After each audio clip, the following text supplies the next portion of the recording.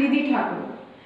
क्या आपकी एक कंप्लेन है कि आपके बच्चे आपके करीब नहीं आते, दोस्तों के साथ ही रहते हैं या वो आपसे झूठ बोलते हैं? ये सारी शिकायतें इसलिए हैं क्योंकि आप एक चीज नहीं करते। Hello everyone, I am Nidhi Thakur from Little Genius School Sagar. Today I am going to talk about how to manage kids. आपकी आज ये सारी शिकायतें जिन्हें मैं कहती हूँ एम्पैथेटिक लिसनिंग। अब आप कहते हैं ना, मेरे बच्चे मुझे सुनते नहीं हैं, आज मैं उसका सॉल्यूशन आपको देने वाली हूँ। इंडिया का सर्वे ये बताता है कि एक मदर अपने बच्चे के साथ एक दिन में 11 मिनट्स स्पेंड करती है और फादर 7 मिनट्स। अब आप बताइए, क्या ये काफी है? क्या उस टाइम में भी हम बच्चे को सलाह देना, एडवाइस देना नहीं बंद करते या उसको सुधारने के लिए वर्क करना नहीं बंद करते? आज इस वीडियो के द्वारा मैं आपको ये बताना चाहती हूँ कि ज़्यादा से ज़्यादा आप अपने बच्चे को सुनिए। पेरेंट्स आज इतना बिजी हैं कि उनके पास बच्चे के लिए टाइम ही नहीं है, और वे बिजी किस में है कि उनको बच्चे का फ्यूचर बनाना है। अब आप बताइए, फ्यूचर तो ठीक है, वर्तमान का क्या? उसके साथ जो बिहेवियर करेंगे वो ही वह फ्यूचर में करने वाला है। अब आप सोच रहे होंगे कि कैसे करेंगे एम्पैथेटिक लिसनिंग। अब मैं आपको 3 स्टेप के थ्रू बताती हूँ। फर्स्ट, पहले उसे सुनिए बिना कोई जजमेंट के। Listen without any judgement.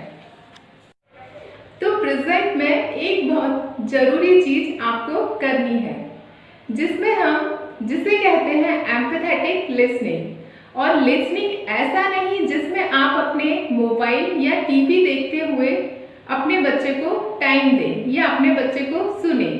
उसे एम्पैथेटिक लिसनिंग नहीं कहा जाता। एम्पैथेटिक लिसनिंग तो उसे कहा जाता है जिसमें आप अपने अब आप सोच रहे होंगे कि कैसे करेंगे एम्पैथेटिक लिसनिंग। अब मैं आपको 3 स्टेप के थ्रू बताती हूँ। फर्स्ट, पहले उसे सुनिए बिना कोई जजमेंट के। Listen without any judgment. अब आप सोच रहे होंगे कि कैसे करेंगे एम्पैथेटिक लिसनिंग। अब मैं आपको 3 स्टेप के थ्रू बताती हूँ। फर्स्ट, पहले उसे सुनिए बिना कोई जजमेंट के।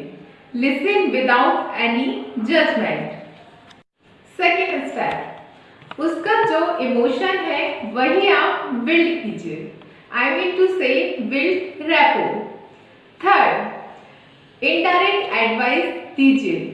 ये 3 स्टेप को आपको मैं एक सिंपल एग्जाम्पल के थ्रू समझाती हूँ। एक बार टीटू अपने घर आता है और अपनी मम्मी से कहता है, मम्मी आज तो मैंने राहुल की पेंसिल चुरा ली। अगर आपने उसी समय जजमेंट पास कर दिया कि अरे इसने तो चोरी की है, मेरा बच्चा चोरी कैसे कर सकता है, अगर आप उसे ऐसे जजमेंट पास करेंगे तो उसको लगता है कि आपको लगता है कि नेक्स्ट टाइम वो आपसे कुछ शेयर भी करेगा या कभी आपसे सच भी बोलेगा। फर्स्ट स्टेप आता है लिसन विदाउट एनी जजमेंट। तो आपको करना क्या है? सिंपल है, वो जो कहे पहले तो उसे सुनिए और बिना कोई रिएक्शन तुरंत आंसर मत दीजिए। स्टेप 2 जो है जिसमें आपको इमोशन को मैच करना है, उसमें आपको ये नहीं करना कि वो अभी सताने के मूड में बोल रहा है, राइट। उस समय आपको नॉर्मल रिएक्ट करना है। क्या बात है आपने ऐसा किया, क्योंकि उस टाइम वो भी सीरियस नहीं है और आपको भी सीरियस नहीं लेना है।